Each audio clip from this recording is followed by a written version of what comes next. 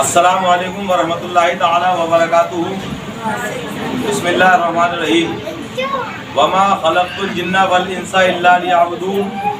صدق اللہ مولانا العظیم وصدق رسولہ النبی الامین الکریم ونحن علی ذلک لمن الشاہدین والشاکرین والحمد للہ رب العالمین۔ سامعین کرام، ابھی میں نے قرآن پاک کی جس آیت کریمہ کی تلاوت کا شرف حاصل کیا ہے، اللہ تعالیٰ فرماتا ہے کہ ہم نے جن اور انسانوں کو صرف اپنی عبادت کے لیے پیدا کیا ہے۔ اب آپ دیکھیں کہ اللہ تعالیٰ فرما رہا ہے کہ ہم نے جنات اور انسانوں کو صرف اپنی عبادت کے لیے پیدا کیا ہے، لیکن اللہ تعالیٰ نے یہ بھی فرمایا ہے کہ روزی روٹی کمانے جاؤ۔ اللہ فرماتا ہے ہم نے صرف اپنی عبادت کے لیے پیدا کیا ہے، اور اللہ یہ بھی فرماتا ہے کہ تم شادیاں کرو۔ اللہ فرماتا ہے ہم نے صرف اپنی عبادت کے لیے پیدا کیا ہے۔ اللہ فرماتا ہے کہ پڑوسیوں کو بھی دیکھو، ماں باپ کو بھی دیکھو، بیوی بچوں کو بھی دیکھو۔ تو پتہ یہ چلا کہ جو بھی کام مسلمان اللہ اور اس کے رسول کے فرمان کے مطابق کریں گے تو وہ کام عبادت ہوگا، اور اللہ اور اس کے رسول سے ہٹ کر جو کام کریں گے وہ عبادت نہیں ہوگا۔ ہم انسان ہیں الحمدللہ۔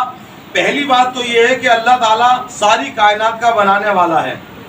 وہ اگر ہمیں ایک کتا بنا دیتا، گائے بنا دیتا، بھینس بنا دیتا، چوہا بنا دیتا، بلی بنا دیتا، تو بتائیے کیا ہم اعتراض کر سکتے تھے؟ ہرگز نہیں۔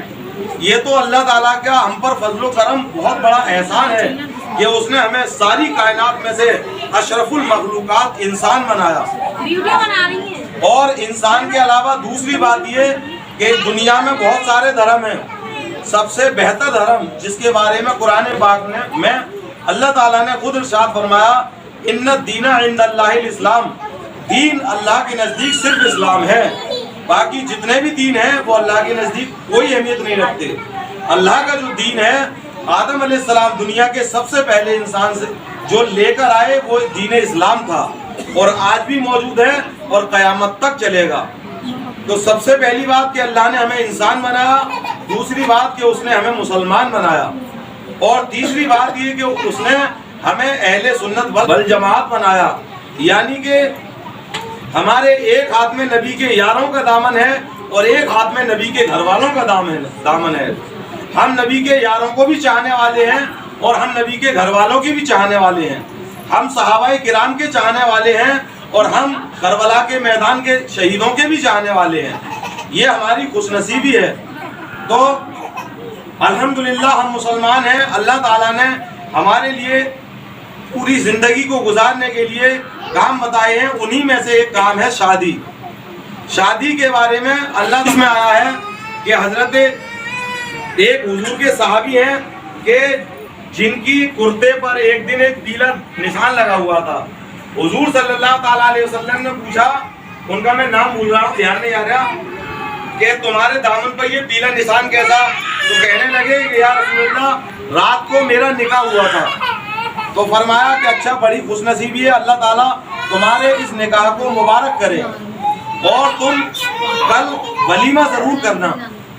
اب آپ دیکھ لیجئے کہ پیارے آقا صلی اللہ تعالیٰ علیہ وسلم سے بڑھ کر ان صحابی کے نزدیک کوئی ہے دنیا میں؟ کوئی بھی نہیں ہے۔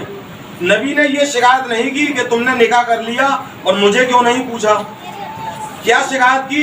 کیا دعا دی؟ کہ اللہ تعالیٰ تمہارے نکاح میں برکت کرے، اور دوسری انہیں یہ ہدایت دی کہ تم ولیمہ ضرور کرنا۔ تو میری ماں و بہنوں اور بیٹیوں، دیکھا آپ نے مذہب اسلام کو اللہ تعالیٰ نے کتنا آسان بنایا ہے کہ ایک صحابی کی شادی ہو گئی، نکاح ہو گیا، اور نبی کو پتا بھی نہیں ہے، اور نبی نے کوئی اعتراض بھی نہیں کیا کہ مجھے کیوں نہیں پوچھا۔ تو میرے کہنے کا مقصد اور مطلب یہ ہے کہ الحمدللہ ہم مسلمان ہیں۔ اللہ تعالیٰ نے ہمارے لیے ہر کام کو عبادت قرار دیا ہے۔ اگر ہم اس نکاح کے فریضے کو اللہ اور اس کے رسول کے حکم کے مطابق انجام دیں گے تو وہی نکاح، وہی شادی، وہی بیاہ ہمارا عبادت ہو جائے گا۔ اور اگر ہم حدیثوں سے ہٹ کر، قرآن سے ہٹ کر، بزرگان دین کے فرمان سے ہٹ کر اپنی طبیعت پر چلیں گے، لوگوں کے کہنے پر چلیں گے، لوگوں کی سوچیں گے کہ لوگ کیا کہیں گے، تو وہی نکاح، وہی شادی، وہی بیاہ ہمارے لیے جلالت بن جائے گا، ہمارے گلے کی ہڈی بن جائے گا۔ آپ دیکھیں کہ جو لوگ آج کے دور میں شادی بیاہ کرتے ہیں ढेरों कर्जा ले लेते हैं। अगर किसी के घर में खुदा न खास्ता बेटी पैदा हो जाए तो माँ बाप के दिल से पूछो कि वो क्या सोचते हैं आज के इस जलालत भरे मुआशरे की वजह से। हालांकि हमारे नबी पाक सल्लल्लाहु ताला अलैहि वसल्लम ने फरमाया था कि जिस घर में बेटी पैदा हो जाए और वो माँ बाप उस बेटी की कुरान और हदीस के मुताबिक अल्लाह और रसूल के फरमान के मुताबिक उसकी परवरिश करें और वो उसके सही घर में उसका निकाह कर दें तो माँ बाप के लिए जन्नत का परवाना बन जाता है। और आज जिस घर में बेटी पैदा हो जाए तो माँ बाप उस बेटी को एक बवाल समझने लगते हैं। क्यों?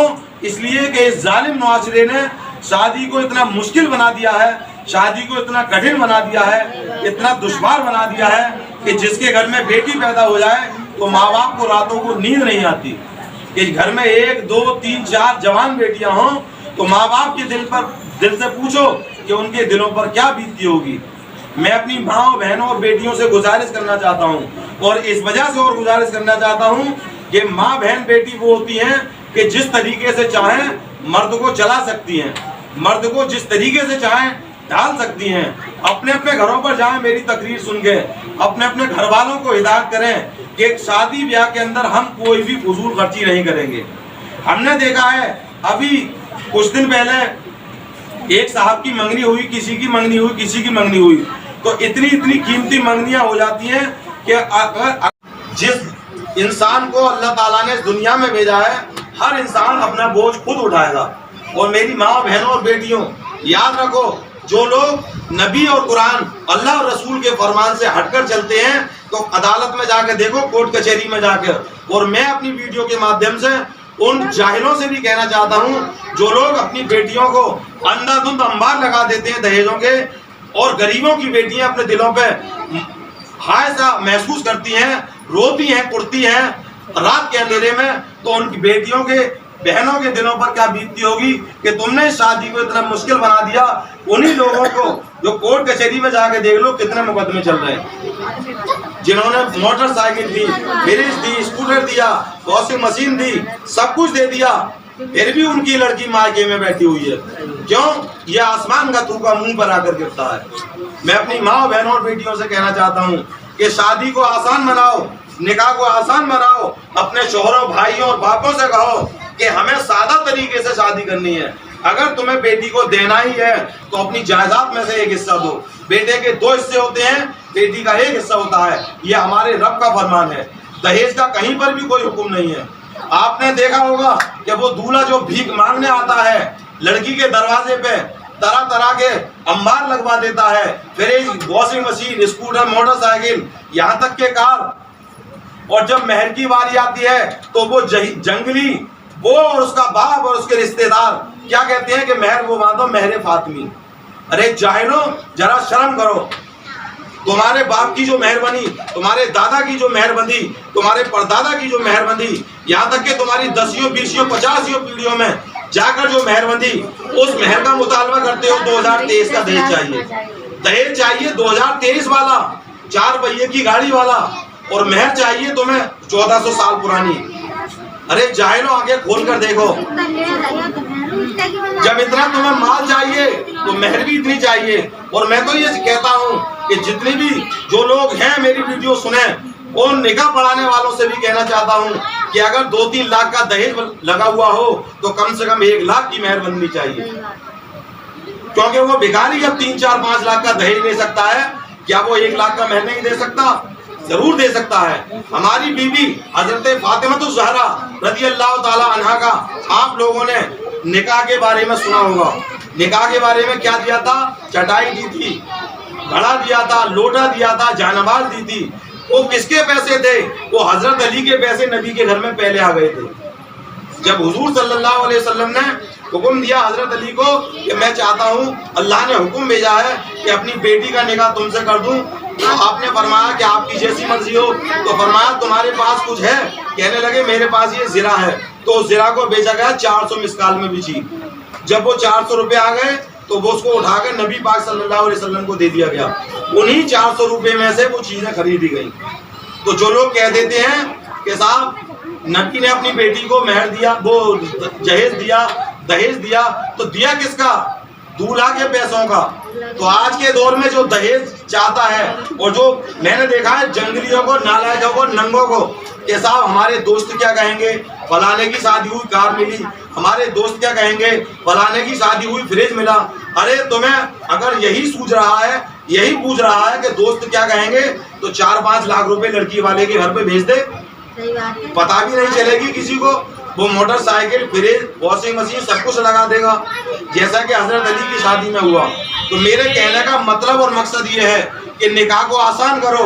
हमारे नबी पाक सल्लल्लाहु अलैहि वसल्लम ने निकाह को इतना आसान किया था, फरमाया था ऐ मेरे मानने वालों, निकाह को इतना आसान कर दो कि जिनाकारी मुश्किल हो जाए, हरामकारी मुश्किल हो जाए, बदकारी मुश्किल हो जाए। लेकिन आज के उन नालायकों ने निकाह को इतना मुश्किल कर दिया कि जिनाकारी आसान हो गई है। जिनाकारी बहुत सस्ती मिल रही है, जिसका मन चाहता है जहाँ जाकर अपनी ख्वाहिशात को मिटा लेता है। तो इसका गुनाह किस पर पड़ेगा? उस पर पड़ेगा जिसने निकाहों को मुश्किल कर दिया है। वो लोग कयामत के दिन बच नहीं पाएंगे जो लोग कहते हैं कि हम ऐसी शादी करना चाहते हैं कि लोग देखें कि फलाने की बेटी की शादी है।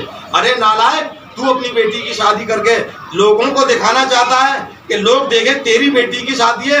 हमारे कासगंज की एक मिसाल मौजूद है, आप देखें देवेंद्र चौधरी साहब, उन्होंने भी कासगंज में एक अपनी बेटी की शादी की थी, और उन्होंने ये लोगों को दिखाना चाहता कि देवेंद्र चौधरी होकर ऐसी शादी करें जो दुनिया पूरे एरिया में, पूरे क्षेत्र में किसी की बेटी की शादी ना हुई। तो अल्लाह ने क्या किया? लोग गवाह हैं कि उस दिन इतना पानी बरसा, इतनी बारिश हुई कि पूरा का पूरा मलिया मैट हो गया।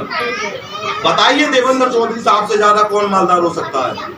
अच्छा, ये तो एक दुनिया वाले हैं। अब आ जाओ कि तुम अपनी बेटियों को क्या चाहते हो कि जिस घर में बेटी पैदा हो जाए, पड़ोसी को भी पता नहीं चलता कि फलाने के घर में बच्चा पैदा हुआ है, और बेटा पैदा हो जाए तो इस छोर से लेकर उस छोर तक पता लग जाता है कि घर में बेटा पैदा हुआ है। और तुम दिखाना चाहते हो, ढोंग करते हो, नौटंकी करते हो कि लोग देखें तुम्हारी बेटी की शादी है।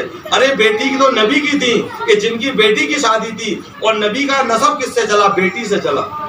नबी थे जो अपनी बेटी को चाहने वाले थे, नबी का खानदान उनकी बेटी से चला, उनका परिवार उनकी बेटी से चला। अगर वो चाहते तो ऐसी शादी कर देते कि दुनिया में किसी की शादी न हुई हो। उस वक्त जिब्रील अलैहिस्सलाम भी आए थे, फरमाया था अल्लाह ताला ने मुझे भेजा है, या रसूल अल्लाह आप हुक्म फरमाइए। अल्लाह ताला हुक्म फरमा देगा कि हजरत फातिमा की शादी में ये पहाड़ सोना बनाकर दहेज में दे दिया जाए। लेकिन मेरे नबी ने फरमाया नहीं, मैं अपनी उम्मत के लिए रहनुमा बनाकर भेजा गया हूँ, मैं अपनी उम्मत के लिए रहबर बनाकर भेजा गया हूँ। मेरी उम्मत के लोग गरीब हैं, अगर आज मैं अपनी बेटी को बहुत पहाड़ के बराबर सोना दे दूंगा तो कल मेरी उम्मत क्या कहेगी कि मेरे नबी तो नबी थे, अल्लाह के प्यारे और चहीते थे, उन्होंने तो अल्लाह से दुआ की, उनकी बेटी के लिए पहाड़ सोने का बन गया, इसलिए उन्होंने दे दिया। लेकिन कुर्बान जाइए मुस्तफ़ा जाने रहमत सल्लल्लाहु अलैहि वसल्लम की उस शफकत पर, उम्मत की उस शफकत पर कि उन्होंने चाहते तो सब कुछ दे देते, फिर भी कुछ नहीं दिया। क्यों? उन्हें दिखाई दे रहा था, कयामत तक आने वाले उम्मती दिखाई दे रहे थे कि इस उम्मत में ऐसे नालायक पैदा होंगे जो अपनी बेटियों की शादी करेंगे, दहेज के अंबार लगा देंगे, और ये नहीं देखेंगे कि उनके पड़ोस की बेटियां भी ऐसी हैं कि जिनके हाथ पीले होने बाकी हैं। मेरे भाइयों, मेरी बहनों, और मेरी बेटियों और मेरी माँ, याद रखो, ऐसी शादियां करवाते हैं लोग 5 लाख, 10 लाख, 20, 15 लाख। अगर वो चाहें उसी शादी में 2, 4, 6 गरीबों की शादी भी, गरीबों की बेटियां भी शादी भी करा दें। अरे हम कहे दहेज के नाम पर एक ढिल्ला मत दो उन्हें, कम से कम एक दावत तो कर दो। अपने पड़ोसी और अपने भाई बंधु जो रिश्तेदार हैं, जो गरीब हैं, जिनके घर की बेटियां निकल नहीं पा रही हैं, उनका निकाह नहीं हो पा रहा, जिस दिन तुम्हारी बेटी की शादी हो उसी दिन उनका भी निकाह रख लो, तो एक पंथ और 2 काज हो जाएंगे, और अल्लाह ताला भी नाराज नहीं होगा और तुम्हें भी सवाब देगा। तुम अपनी बेटी की शादी करोगे तो करोगे, 2-4 इधर से भी ले लो, दावत उसी में हो जाएगी, तुम्हारा भी काम हो जाएगा, और अल्लाह राजी हो गया तो जन्नत में जाने का सामान हो जाएगा। मैं एक मदरसा खोला है, मदरसा तो बहुत पहले से चल रहा था, लेकिन वो छोटे लेवल पर था, अब बड़े लेवल पर ले जाना चाहते हैं। मदरसे का नाम है बरकाते आयशा, आगे पीछे और नाम है, लोग सोचते होंगे इतना लंबा नाम कैसे लिया जाए, शॉर्टकट में नाम है बरकाते आयशा, ये मदरसे का नाम है। तो यहाँ पर जो लड़कियाँ कुरान शरीफ, उर्दू, अरबी, फारसी पढ़ना चाहती हैं, وہ مائیں اپنی اپنی بچیوں کے نام لکھاتے ہیں. اور یہاں پر عالمہ کی بھی پڑھائی شروع ہو گئی ہے. عالمہ صاحبہ اعظم گڑھ سے آئی ہوئی ہیں, تشریف لا چکی ہیں. وہ لڑکیوں کو تعلیم دے رہی ہیں, کیونکہ جیسا اس میں حدیث پاک میں فرمایا گیا ہے, طلب العلم فریضۃ علی کل مسلم و مسلمہ. علم دین کا سیکھنا ہر مسلمان مرد اور عورت پر فرض ہے. اگر علم دین نہیں سیکھی ہوگی تو سمجھ لو اس کی بہت بڑی پکڑ ہوگی. قرآن شریف کتنا ہی پڑھ لو جب تک تم علم دین نہیں جانتے ہوگے. اور ایک موٹی سی مثال بتا رہا ہوں, آج کے دور میں جو میں نے دیکھا ہے, ہمارا جو اسلام ہے, مذہب اسلام, اس میں حکم دیا گیا ہے کہ کوئی بھی شخص اگر اپنے گھر سے 92 کلومیٹر کی دور جائے تو 4 فرض کی جگہ 2 فرض پڑے جائیں گے. اس کو کہتے ہیں قصر کی نماز. اگر 15 دن سے زیادہ رہنے کی نیت نہیں ہے, یعنی 14 دن میں واپس آنے کا ارادہ ہے, تو ظہر کی, عصر کی اور عشاء کی یہ 4 رکعتوں کی جگہ, فرض کی جگہ 2 فرض پڑے جائیں گے. اب بتائیے کس کس کو یہ مسئلہ معلوم ہے؟ کسی کو بھی نہیں معلوم ہے. کیوں؟ جبھی تو حدیث پاک میں فرمایا گیا تھا طلب العلم فریضۃ علی کل مسلم و مسلمہ. علم دین کا سیکھنا ہر مسلمان مرد اور عورت کے لیے فرض ہے. اب جیسے میری بیوی دلی کی اور 225 کلومیٹر سفر پڑتا ہے. اب میری بیوی کا جو وطن اصلی ہے یہ کاسگنج ہو گیا. شادی سے پہلے وطن اصلی وہی تھا مائکا. اب یہاں پہ مقیم ہے یعنی ہمیشہ رہنے والی, اور اپنے مائکے میں جائیں تو وہاں کے لیے مسافر ہیں. اگر 15 دن سے کم کی نیت ہے اور 15 دن سے زیادہ کی نیت ہے, 15 دن 16 دن اور جتنے اوپر ہو جائیں تو 4 فرض کی جگہ 4 ہی پڑھنے پڑیں گے. اور اگر یہ نیت ہے کہ 2 دن بعد, 4 دن بعد, 5, 10, 14 دن تک ہم واپس آ جائیں گے تو 4 فرض کی جگہ 2 فرض پڑھنے پڑیں گے. تو یہ بات نہیں معلوم ہوتی ہے عورتوں کو. اسی طریقے سے بہت سے ایسے مسئلے ہیں کہ لوگ بس لکیریں پیٹتے چلے آ رہے ہیں, انہیں پتہ ہی نہیں ہے, نہ تو جانتے ہیں نہ جاننے کی کوشش کرتے ہیں. تو اسی لیے ہم نے یہ مدرسہ کھولا ہے تاکہ ہماری بہن بیٹیاں پڑھ سکیں اور اس سے علم دین کو پھیلا سکیں. طلب العلم فریضۃ کا مطلب اور مقصد بھی یہی ہوتا ہے کہ علم دین کا سیکھنا مسلمان مرد اور عورت پر فرض ہے. مسئلے بہت سے ہیں, بس اتنا ہی کہنا چاہتا ہوں. اللہ تعالیٰ سے دعا ہے مولا ہمارے پڑھنے میں قصدن لفظاً عمدن صحبن جو بھی کچھ غلطی ہوئی ہو مولا اسے معاف فرمائے. السلام علیکم ورحمۃ اللہ تعالیٰ وبرکاتہ. استغفر اللہ.